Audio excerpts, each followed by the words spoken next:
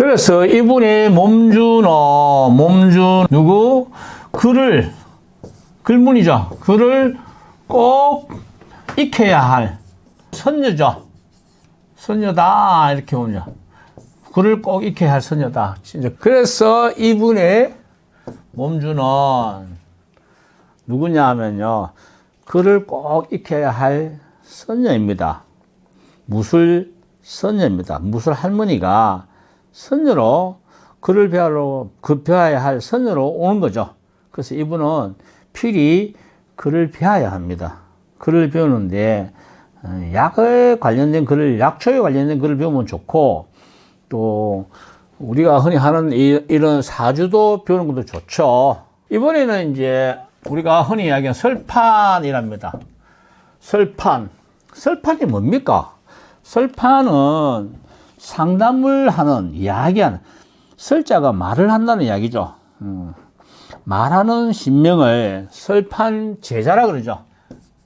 제자. 그 설판이 몸주 입을 통해서 말을 하는데, 우리가 이런 게 있잖아요. 몸주는 선녀, 상담은 선녀가 안 할 때가 있어요. 희한하게도. 여기에서 이제 이게 우리가 잘 봐야 되는데, 나를 낳아주시는 조상신명에서는 이 상관이죠. 이 상관은 입이 닫혔어요. 이분이 낳아주신 조상에서는 입이 닫혀 있어요. 왜? 축토라는 글자가 말을 못한다. 여기서 상관이라는 것은 말을 못한다는 뜻입니다. 말을 잘한다는 게 아니고. 그래서 이분이 설판을 본다 그러면은 거의 벙어리 수준이 되어버립니다. 그런데 이분의 상담은 이분이 하는 것이 아니고 이분이 하죠. 식신, 무술 식신의 개인 이렇게 하나만 60급자로 봤을 때는 신장인데, 이 사주에서는 할머니죠. 기른 집안이죠.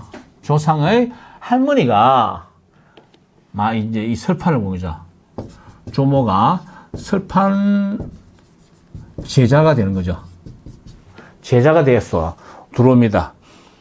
그러니까 할머니가 이 설판을 본다, 상담을 한다는데, 이 글자는 어때요? 이 술토라는 글자는 높다. 높다는 말이 뭡니까? 상담을 할 때 그냥 주저리 하는 것이 아니고 깔끔하게 묻는 말에 착실하게 답을 하는 스타일이다. 그리고 무술이라는 것은 뭡니까? 나름대로 거기에 대해서 무게합하라.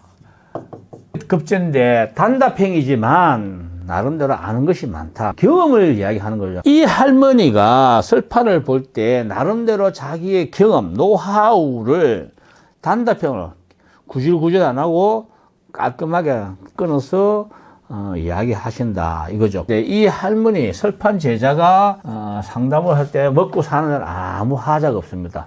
이 설판이 나를 길려주신 조상님 전에서 오시는 겁니다. 조상불이니까 이분은 여한 경우라도 나은 집안의 조상하고는 인연을 끊고 기른 집안의 조상님을 전안에 모시고 살아가면은 좋을 것 같아요. 지금 현재 나를 낳아주신 조상님 아버지 이렇게 모셔놨다 그러는데, 물론 그렇게 모셔놨다가 기르신 집안의 조상님을 다시 바꾼다거나 신명을 교체를 한다, 신명을 다시 모신다 이렇게 하면은 아무래도 충돌이 생기겠죠. 그런 충돌은 내가 슬기롭게 잘 합의해서 정리를 해 나가야죠. 그렇다고 얼굴도 모르는 낳아주신 집안의 어른을 모신다는 것은 괜히 실없는 짓이죠. 내가 물어봤어요. 왜 그래 하셨느냐고 그랬더니 뭐 여기저기 물어보니까 그렇게 이야기하시는 분도 있고 저렇게 이야기하시는 분도 있다. 낳은 사람이 중요한 것이지 기른 사람이 뭐 중요하노 이렇게 이야기해서 낳으신 아버지의 조상님을 모셨다 이렇게 하는데, 그거는 하늘에 신고되지 않는 이야기예요. 하늘에 신고할 때에 기른 집안에서 신고를 한 것이니 당연히 기른 집안의 조상님 모시는 게 맞다고 생각합니다. 그래야 편안하게 살 수가 있죠. 설판 제자이라는데, 설판 제자는 상담이죠. 상담. 그 다음 몸주 이라죠. 몸주 신명, 신 일주입니다. 일주인데 합을 하는 경우가 있어요. 그러면은 그 합 따라가는 거예요.